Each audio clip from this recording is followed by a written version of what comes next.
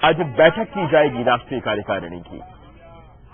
तो दिल्ली में आम आदमी पार्टी की भारी जीत से उत्साहित नजर आ रहे हैं आम आदमी पार्टी के नेता, और अब देश भर में लोकसभा चुनावों के दौरान उम्मीदवार उतारने की तैयारी में हैं। कुछ उम्मीदवारों का अघोषित ऐलान तो हो भी चुका है, लेकिन आज राष्ट्रीय कार्यकारिणी की बैठक है और उसमें ये तय किया जाएगा कि कैसे रणनीति बनानी है, लोकसभा चुनावों के लिए कितने उम्मीदवार उतारने हैं, किस तरीके से चुनाव प्रचार करना है। और ये दोहरी जिम्मेदारी भी है क्योंकि दिल्ली में सरकार के सामने बड़ी चुनौतियां हैं और दूसरी ओर लोकसभा चुनावों की तैयारियों में अब पार्टी को जुटना होगा।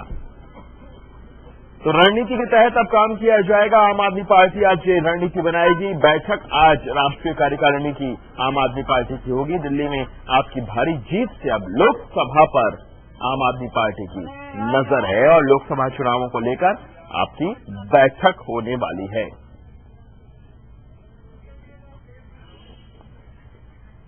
मिशन 2014 की तैयारी में आम आदमी पार्टी जुट गई है। अशोक राज हमारे साथ, हमारे संवाददाता सीधे जुड़ रहे हैं। अशोक, दिल्ली में तो बहुत बढ़िया प्रदर्शन किया, अब लोकसभा चुनावों की तैयारी में जुट गई आम आदमी पार्टी। जी बिल्कुल, जिस तरीके से आप देख रहे हैं कि आज राष्ट्रीय कार्यकारिणी यहाँ पे मीटिंग बुलाई गई है दिल्ली में, तो जाहिर सी बात है कि जो नेता थे अलग अलग राज्यों में चुनाव की जनसभाएं करने के लिए गए थे, तो वहाँ के जो स्थानीय मुद्दे हैं या फिर यूं कहें कि जो वहाँ के लोग हैं वो लोकसभा में किन किन मुद्दों को लेकर आगे बढ़ना चाहते हैं, किस तरीके के लोग उनसे जोड़ना चाहते हैं, और उम्मीदवारी को लेकर जो सबसे बड़ा सवाल है कि कैसे उम्मीदवार उतारे जाएं जो कि कम से कम उनके चेहरे पर भरोसा करे लोग, पार्टी जो लाइन लेगी वो पार्टी को संबोधित करे कि किस तरीके से वो पार्टी की लाइन लेकर आगे चल रहे हैं। तो कुल मिलाकर लोकसभा चुनाव को लेकर जो तैयारियां होनी थी या फिर जो लोग उतारने थे या जिस तरीके का पार्टी का लाइन होना चाहिए लोकसभा चुनाव को लेकर, तो उसको लेकर एक नेशनल एग्जीक्यूटिव मेंबर्स की यहाँ पे मीटिंग है, जिसमें ये तकरीबन पार्टी का सबसे सर्वोच्च बॉडी है जो कि एक पार्टी लाइन पे पूरे राज्यों में देशों में अलग अलग राज्यों में जिलों में काम करती है। तो ऐसी स्थिति में ये बहुत अहम हुआ कि आज की मीटिंग में किन किन मुद्दों पर फैसला लिया जाता है, क्योंकि बहुत हद तक ये आज तय हो जाना है कि कई ऐसे सीट है जहां से किसी का नाम घोषित हो जाए। बिल्कुल, ये माना जाए कि अमेठी से अब कुमार विश्वास का नाम आज घोषित कर दिया जाएगा। देखिए, उसके ऊपर चर्चा चलेगी। पार्टी अब तक औपचारिक रूप से सामने नहीं आ रही है, लेकिन अगर आप देखें तो जिस तरीके से 10 तारीख को लखनऊ में उन्होंने एक छोटा सा कार्यक्रम रखा है, 12 तारीख को एक महारैली कर रहे हैं वो जाकर अमेठी में, तो ऐसे ये आभास तो हो रहा है साफ तौर पर कि जिस तरीके से वो खुले चुनौती दे रहे हैं कि अगर चुनाव लड़ेंगे तो हम राहुल गांधी के खिलाफ लड़ेंगे या फिर अमेठी से लड़ेंगे।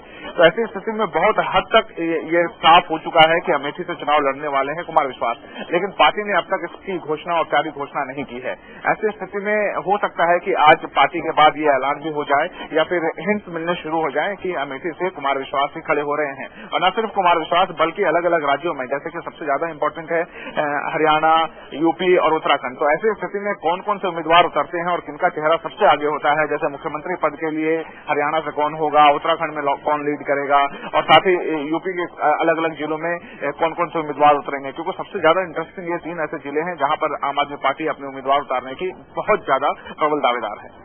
जी, और अशोक, अभी दिल्ली की चुनौतियां हैं और उसमें कई सारे सवाल मुंह बाएं खड़े हुए हैं। ऐसे में लोकसभा चुनाव की तैयारी और वक्त बहुत कम है, तो दोहरा काम करना पड़ेगा, स्ट्रेटजी बनानी पड़ेगी और 2 तरीके से जुटना पड़ेगा।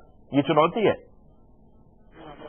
देखिए, ये मतलब समय का ये बता लें कि जिस तरीके से समय एकदम सरकार बनने के बाद तुरंत लोकसभा है, तो ये कहीं ना कहीं जरूर पार्टी के ऊपर असर कर रही है। और साफ तौर पर पार्टी का जो फोकस है वो दिल्ली है और दिल्ली के साथ साथ लोकसभा भी है। तो कुल मिलाकर पार्टी इस बात पर भी मंथन करेगी कि जैसे अरविंद केजरीवाल है या फिर 7 मंत्री हैं, या यूं कहे कि अरविंद केजरीवाल, मनीष सिसोदिया और साथ में जो दिल्ली के लोग थे, जो वॉलंटियर्स थे या कार्यकर्ता थे, वो कहीं ना कहीं दिल्ली सरकार में व्यस्त तो नजर आएंगे, क्योंकि जो जिम्मेदारी है वो काफी बड़ी है, क्योंकि उन्होंने अपने वादे में जो आम आदमी पार्टी ने वादे किए थे वो तकरीबन ऐसा नहीं है कि 6 महीने या 3 महीने में पूरे कर दिए जाएं, क्योंकि इसके लिए कम से कम आपको साल, 2 साल, 3 साल या पूरी सरकार चलानी होगी। ऐसी स्थिति में लोकसभा चुनाव का दबाव है, तो बहुत उम्मीद है कि अरविंद केजरीवाल तो सभी जगह ना जा सके या फिर उनकी उपस्थिति ना हो, लेकिन पार्टी के पास दोहरा काम बढ़ गया है, एक लोकसभा चुनाव और दूसरा दिल्ली सरकार। जी, आप बने रहिए अशोक राज हमारे साथ। आम आदमी पार्टी के नेता योगेंद्र यादव का क्या कहना है, सुन लेते हैं। आज की जो बैठक है वो राष्ट्रीय कार्यकारिणी की बैठक है। दिल्ली चुनाव के बाद ये पहली बैठक है। राष्ट्रीय कार्यकारिणी आम आदमी पार्टी की सर्वोच्च निर्णय लेने की एक संस्था है, जहां पूरे देश से हमारे साथी आए हैं। ये कार्यकारिणी दिल्ली के चुनाव परिणाम की समीक्षा करेगी और आने वाले लोकसभा चुनाव में पूरे देश भर में पार्टी की क्या चुनावी रणनीति होगी, क्या राजनैतिक रणनीति होगी, अलग अलग राज्यों में क्या स्थिति बनेगी, इस सब के बारे में विचार करेगी और लोकसभा चुनाव की क्या तैयारियां हैं, क्या प्रक्रियाएं अपनानी जानी चाहिए, इन सब के ऊपर बात करेगी। रही बात मोदी जी की, ये तो सब आपके लिए ना करने के लिए। एक जमाने में मैं किया करता था, आजकल काम आप पे छोड़ रखा है। जीवन भाई, हरियाणा से आपका नाम हो चुका है सीएम के लिए, क्या लगता है कि हरियाणा में कैसी कुछ लहर रहेगी, क्या कुछ कोशिशें रहेंगी आपको आगे बढ़ाने की? आपको पता होगा, मुझे तो नहीं पता, अखबारों में मैं सुनता रहता हूँ। क्या मुझे तो ये पता है कि पार्टी ने अभी तक कोई निर्णय इस बारे में नहीं लिया। मैं आपको आधिकारिक रूप से बता रहा हूँ, पार्टी ने कतई कोई औपचारिक निर्णय इस सवाल पे नहीं लिया है।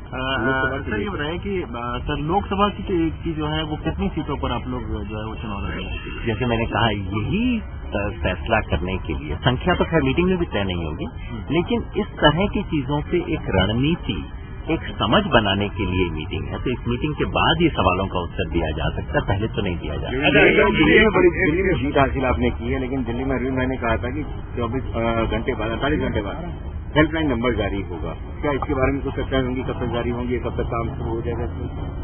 काम कर दिया होगा, मैं ना इसके बारे में ठीक आपको बता नहीं पाऊंगा अभी, क्योंकि कुछ हमें शायद ये बांटना पड़ेगा कि सरकार से संबंधित प्रश्न किनसे पूछे जाएं, पार्टी से संबंधित किससे।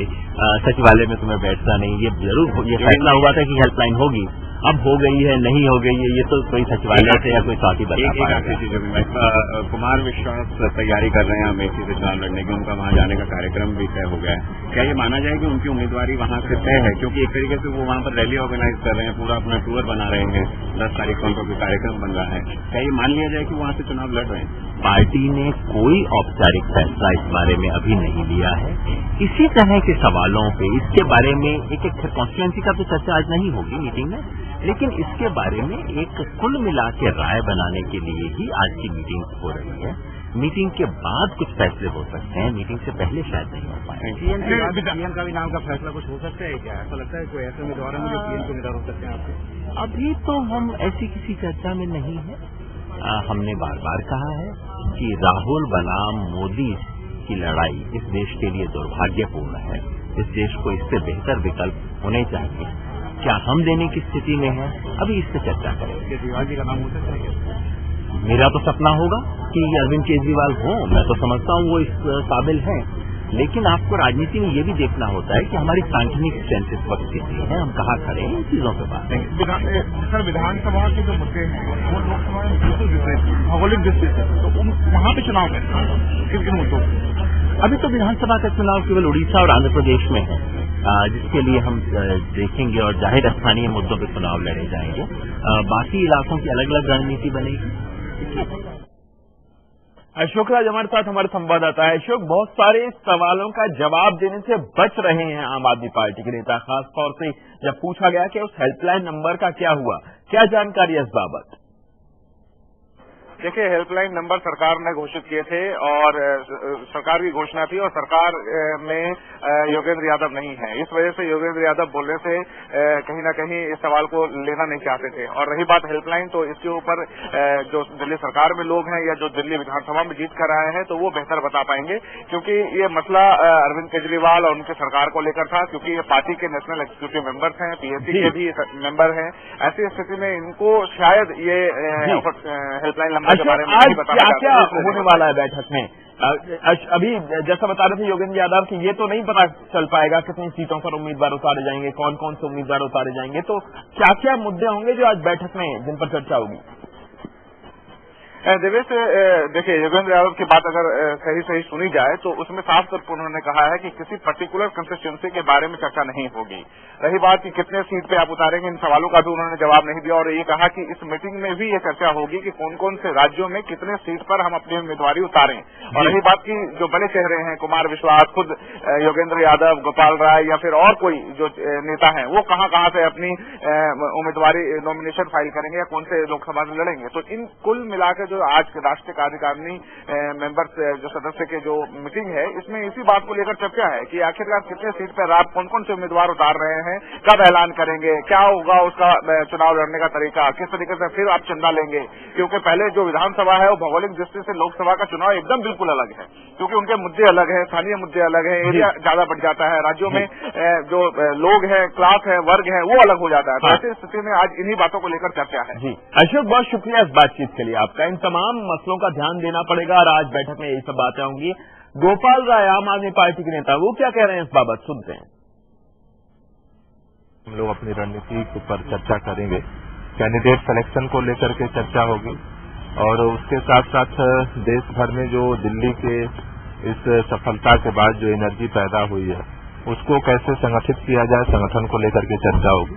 तो संगठन और लोकसभा चुनाव दोनों क्या कुछ सीटों पर टिकटों का ऐलान हो सकता है?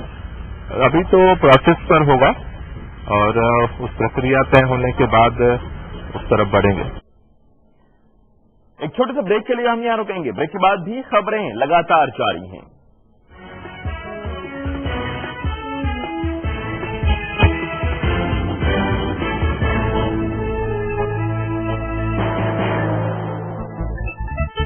रज्जू भैया, ये रिटायरमेंट का होते हो?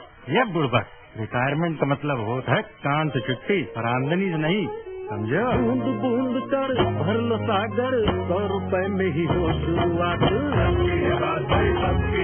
स्वावलंबन में हर महीने 100 रुपए जमा करो और 60 की उम्र के बाद करो ठाठ। 100 रुपए हर महीने जमा करने पर भारत सरकार की तरफ से हर साल 1000 रुपए का योगदान पाओ। कौन मामा?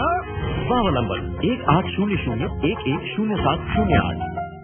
केश की आयुर्वेदिक तेल जो बना है 16 खास आयुर्वेदिक तत्वों से, रखे मेरे बालों का ख्याल और बनाया उन्हें लंबा, काला और घना। केश के the king of hair oil.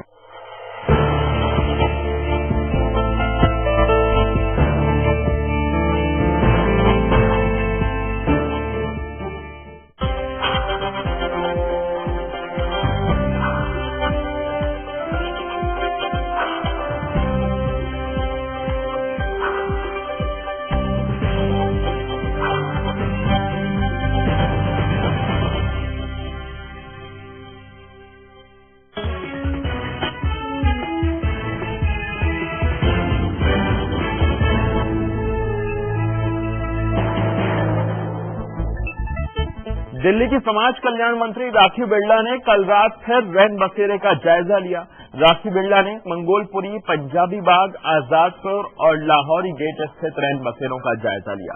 राखी बिरला ने नाइट शेल्टर में बद इंतजामी और टॉयलेट में गंदगी और कंबलों को लेकर नाराजगी जाहिर की। राखी ने केयर टेकर को निर्देश भी दिए।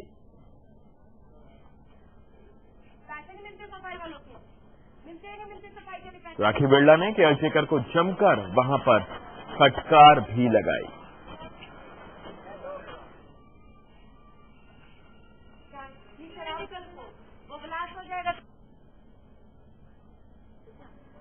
वो बोल रहे मैं केयर टेकर हूँ, वो बोल रहे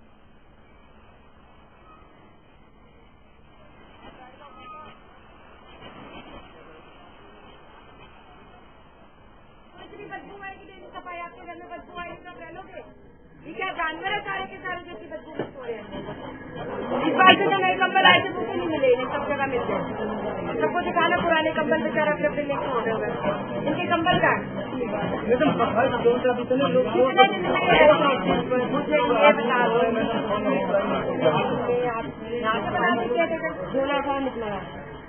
निकलो।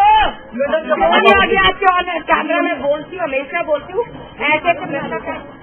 वो बोल रहा है मैं केयर टेकर हूँ, वो बोल रहा है कितने साल हो गए सफाई की हुई? कितने दिन हो गए आपको ये सफाई करने?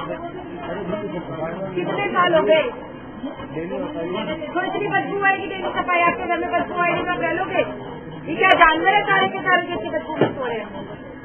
इस बार से जो नए कंबल आए थे वो भी नहीं मिले, सब जगह मिलते। तो ये अंदाज देखिए, एक्शन में नजर आ रहे हैं आम आदमी पार्टी के मंत्री। रोज रैन बसेरों का जायजा हो रहा है और केयर टेकर को जमकर फटकार लगाई राखी बिरला ने। महिला और बाल विकास की जिम्मेदारी है राखी बिरला पर। रैन बसेरों का जायजा लेने बारी बारी निकलते हैं राखी बिरला और मनीष सिसोदिया। और आइए आपको ये सुनाते हैं आखिर क्या कहा इसके बाद राखी बिरला ने।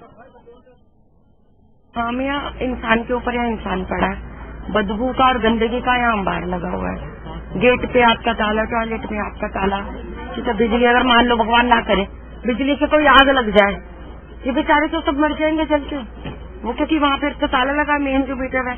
तो बहुत बदतर हालत है और मुझे बेहद दुख के साथ बोलना पड़ रहा है कि हमारे जो कांग्रेस के विधायक है हारून यूसुफ जी की ये कॉन्सिस्टेंसी है। मैं आपके चैनल के माध्यम से हारून जी से रिक्वेस्ट करूंगी कि हम तो अपने मंत्री होने का फर्ज निभा ही रहे हैं, चाहे मैं हूँ चाहे फिर मनीष भाई हो, क्योंकि दोनों कहीं ना कहीं इससे कनेक्टेड है रैन बसेरों से। और मैं हारून जी से बोलूंगी, रिक्वेस्ट करूंगी पर्सनली कि वो भी एक बार अपनी कॉन्स्टिट्यूंसी का दौरा करे, अपनी एक बार थोड़ी सी नींद खराब कर ले रात की और इन लोगों की हालत का जायजा ले। और राखी बिरला से हमारे संवाददाता शैलन नेगी ने बातचीत की, आइए आपको बताते हैं। राखी बिरला कल तक हमारी तरह पत्रकार थी, लेकिन आज दिल्ली कैबिनेट में मंत्री हैं। महिला, बाल विकास, उसके अलावा भाषा, कई तरह के विभाग उनके पास है, लेकिन जो सबसे महत्वपूर्ण विभाग है वो है महिला और बाल विकास। ज्यादातर मंत्री हम देख रहे हैं कि वो रैन बसेरों का दौरा कर रहे हैं, ज्यादातर मंत्री, लेकिन एक्चुअल जो समस्या है आपके पास जो महिला और बाल विकास का जो मंत्रालय है वो वहाँ बहुत महत्वपूर्ण जिम्मेदारी आपके ऊपर है। 26 साल की उम्र में इतनी महत्वपूर्ण जिम्मेदारी, महिलाओं को 70 लाख 73 लाख से ऊपर महिलाएं दिल्ली में रहती हैं, बच्चे बहुत सारे हैं जिनको स्कूल नहीं मिल पा रहा है। कांग्रेस सरकार ने लाडली योजना शुरू की, आप भी क्या इस तरह की किसी योजना को शुरू करने पर विचार कर रही हैं, या अभी आपने कुछ प्रपोजल आपके दिमाग में हो जो कि महिलाओं के विकास के लिए, क्योंकि जिस तरह से राजधानी बिल्कुल असुरक्षित होती जा रही है, एक तो असुरक्षा का पॉइंट, दूसरा महिलाओं के विकास का पॉइंट, क्योंकि वो सुरक्षित प्रसव कर सकें, और भी बहुत सारे सवाल हैं। उसके लिए क्या आपके पास प्लान है, क्या प्लान कर रही हैं? देखिए, पहली बात तो है कि हमारे सारे मंत्री रैन बसेरों का विजिट नहीं कर रहे। एक तो मनीष जी, दूसरा मैं, क्योंकि हम दोनों का डिपार्टमेंट कहीं ना कहीं इससे जुड़ा हुआ है रैन बसेरों से, क्योंकि मेरे पास समाज कल्याण विभाग भी है और वो जो है अर्बन डेवलपमेंट मिनिस्ट्री उनके अंदर है। तो अगर तो लोग सड़कों के बाहर रहेंगे और उनके साथ कोई मिसहैपनिंग होती है तो सीधा सीधा ये होगा कि समाज कल्याण विभाग ने क्या करा, और अगर रैन बसेरों में कोई डेवलपमेंट नहीं होता है, नए रैन बसेरे नहीं बनाए जाते या जो पुराने उनमें सही व्यवस्था नहीं होती, तो ये होगा कि अर्बन मिनिस्टर क्या कर रहे हैं। तो हम दोनों का विभाग, ये वाला विभाग स्पेशली कनेक्टेड है, इसलिए आप लोगों ने देखा होगा कि हम दोनों ही रातों को निकलते हैं और सिर्फ हमारा उद्देश्य है कि इतनी कड़ाके की ठंड पड़ रही है, उनका मन भी करता होगा सोने का, मेरा मन भी करता है, लेकिन अगर हम दोनों की नींद त्यागने से जो एक आम आदमी जो सड़कों पे जीना के लिए मजबूर है, जो इस कड़ाके की ठंड में बाहर अपनी रात बिताने को मजबूर है, अगर हम उसे व्यवस्थित जगह प्रोवाइड कर सके, साफ सुथरी जगह प्रोवाइड करा सके, तो इससे बड़ी देश सेवा, समाज सेवा हमारे लिए कोई नहीं होगी। राखी, आप देख सकते हैं कि महिला एम्पावरमेंट के लिए आपने पहला कदम तो शुरू कर दिया कि आपकी जो ड्राइविंग कर रही है रात में 12:30 बजे, आप जो है वो खुद महिला हैं, आपके साथी हैं, दीदी कह रही हैं आप उनको, खुद महिला हैं। लेकिन जो सबसे महत्वपूर्ण सवाल है, राखी बिरला हमें कब तक दिल्ली की सड़कों पे इस तरीके से देखते हुए, घूमते हुए मिल सकती हैं और दिल्ली की सड़कों की एक्चुअल सिचुएशन और दिल्ली वालों का हाल जानते हुए हमें दिख सकती हैं? क्या केवल ये कुछ दिनों का खेल है या ये जारी रहेगा? देखिए, कोई राजनीतिक स्टंट नहीं है, ठीक है। अगर राजनीतिक स्टंट होता तो मैं 2 दिन बाद शायद नहीं निकलती, मेरी बॉडी साथ नहीं देती, क्योंकि मैं पत्रकार रह चुकी हूँ, मेरे को आदत है लंबे लंबे प्रोटेस्ट कवर करने की, आंदोलन कवर करने की, चाहे वो अन्ना मूवमेंट हो या जो दामिनी का केस हुआ था उसको मैंने सुबह 7 बजे से लेके शाम के 7 बजे तक कर, तो मेरी वो स्ट्रेंथ है कि मैं काफी देर तक काम कर सकूं, और ये कोई दिखावा नहीं है। जब तक मैं रहूंगी, जब तक मुझे पार्टी का जनादेश मिलेगा, जनता का प्यार मिलेगा, जब तक मैं इस पद पे हूँ, इस पद की गरिमा बनाए रखूंगी। और जब भी मुझे लगेगा कि आज मुझे ये काम करना चाहिए, स्टैंड लेना चाहिए, तो मैं हर रात निकलूंगी, क्योंकि एक इंसान के लिए संभव नहीं है कि वो रोज रात को सड़कों पे निकले, लेकिन कोशिश करूंगी कि हफ्ते में 2 या 3 बार तो मैं जरूर सड़कों पे उतरूं। मेरा लास्ट सवाल आपके लिए कि आज गाड़ियों को लेकर के जो आपको गाड़ियां दी गई हैं, सरकारी गाड़ियां मंत्रियों को, उसको लेकर के एक विवाद हुआ है कि आपने वादा किया था कि आप गाड़ी का इस्तेमाल नहीं करेंगे, सरकारी गाड़ी का इस्तेमाल नहीं करेंगे, पर साथ ही आज विधानसभा में भी केजरीवाल जी पर भी विपक्ष के द्वारा अटैक किया गया कि उन्होंने 2 सरकारी बंगलों को बना के एक बंगला अपने लिए ले लिया है। तो ये कहीं न कहीं सरकार, उनको लग रहा है कि वादा खिलाफी है, विपक्ष हमलावर हो गया। इस पर आपका क्या कहना है? सर देखिए, हम लोगों ने पहले बात तो हमारे एजेंडे में जो हमारा मैनिफेस्टो था उसमें हमने साफ साफ लिखा था कि हम लाल बत्ती की सरकारी गाड़ी नहीं लेंगे, क्योंकि लाल बत्ती शो करती है वीआईपी, और हम लोग आए हैं वीआईपी कल्चर को खत्म करने। First point. सेकेंड इज कि हमने ये नहीं बोला था कि हम सरकारी गाड़ी नहीं लेंगे। सरकारी गाड़ी आप भी जानते हैं कि हमारी जरूरत है, जरूरत पड़ी तो हमने सरकारी गाड़ी ली है, क्योंकि मैं बेहद ऐसे मिडिल क्लास फैमिली से आती हूँ, मेरे पास गाड़ी भी नहीं है, और जिस गाड़ी की आप बात करते हैं बार बार वैगनार की, वो मेरी नहीं थी, वो किसी ने मुझे दी हुई थी। अब क्योंकि मुझे जरूरत पड़ी तो मैंने गाड़ी ले ली। राखी का बिल्कुल साफ कहना है कि वो इसी तरीके से दिल्ली की सड़कों पर घूम घूम कर सेवा करती रहेंगी, जनता की सेवा करती रहेंगी, और साथ ही सरकारी गाड़ी को भी उनका साफ कहना है, क्योंकि उनके पास गाड़ी नहीं है, क्योंकि वो एक ऐसे परिवार से आते हैं जिसके पास अपनी गाड़ी नहीं है। कैमरा पर्सन अमित शर्मा के साथ शैलेंद्र सिंह, लाइव इंडिया, दिल्ली। एक छोटे से ब्रेक के लिए हम यहाँ रुकेंगे, ब्रेक के बाद भी खबरें लगातार जारी हैं।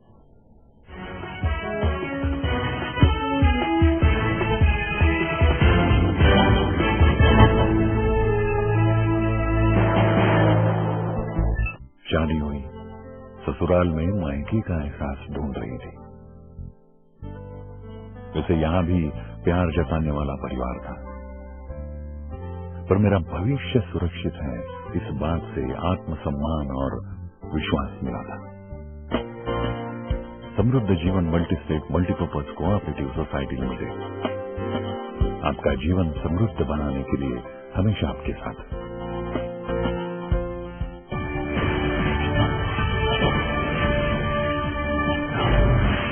हाईकोर्ट के आदेश के बाद मुंबई और महाराष्ट्र में रेजिडेंट डॉक्टरों ने हड़ताल खत्म करने का फैसला लिया है। कल रात 8 बजे से सभी डॉक्टर काम पर लौट आए। यह फैसला रेजिडेंट डॉक्टर एसोसिएशन ने लिया है। धनबाद में आज ठेका मजदूरों ने टिस्को, कोलियरी समूह और जिला प्रशासन के अधिकारियों तक अपनी आवाज पहुंचाने के लिए जल सत्याग्रह आंदोलन किया। धनबाद स्थित दामोदर नदी के पानी में खड़ा होकर मजदूरों ने अपनी मांगें मनवाने के लिए प्रशासन पर दबाव बनवाया। पंजाब के लुधियाना में कड़ाके की ठंड को देखते हुए प्रशासन ने गरीबों के लिए रैन बसेरों का इंतजाम किया है। अधिकारी लोगों को कड़कड़ाती ठंड में रैन बसेरों में रहने की सलाह दे रहे हैं।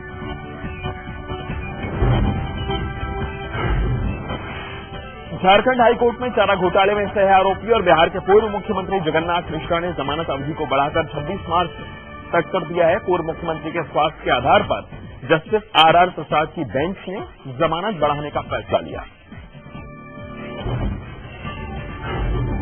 अखिलेश सरकार यूपी में अपराधी रोकने में असफल होती जा रही है। कानपुर में अपराधियों के हौसले कितने बुलंद हैं, इसका नजारा सरेआम देखने को मिला। 5 हमलावरों ने समाजवादी पार्टी के नेता राजीव मिश्रा को सरेआम चौराहे पर घेरकर गोलियों से भून दिया। राजीव मिश्रा की मौके पर ही मौत हो गई।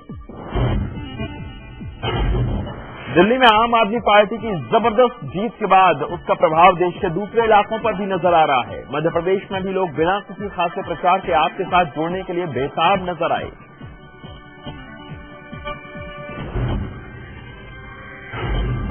दिल्ली में पुलिस ने कल 2013 में हुए अपराध के आंकड़ों को पेश किया। 2012 के मुकाबले दिल्ली में होने वाले अपराधों में काफी इजाफा हुआ है। दिल्ली पुलिस कमिश्नर DS बस्ती ने दिल्ली पुलिस को और पीपुल फ्रेंडली बनाए जाने पर जोर दिया। दिल्ली में पुलिसकर्मियों को 7 दिनों की ट्रेनिंग दी जाएगी। आजकल सूरत में ताजमहल देखने के लिए सैलानियों की भीड़ देखने को मिल रही है। हीरे जवाहरात से बना ये नकली ताजमहल देखने में आगरा के ताजमहल जैसा लगता है, जिसे हजारों असली हीरे और सोने से बनाया गया है।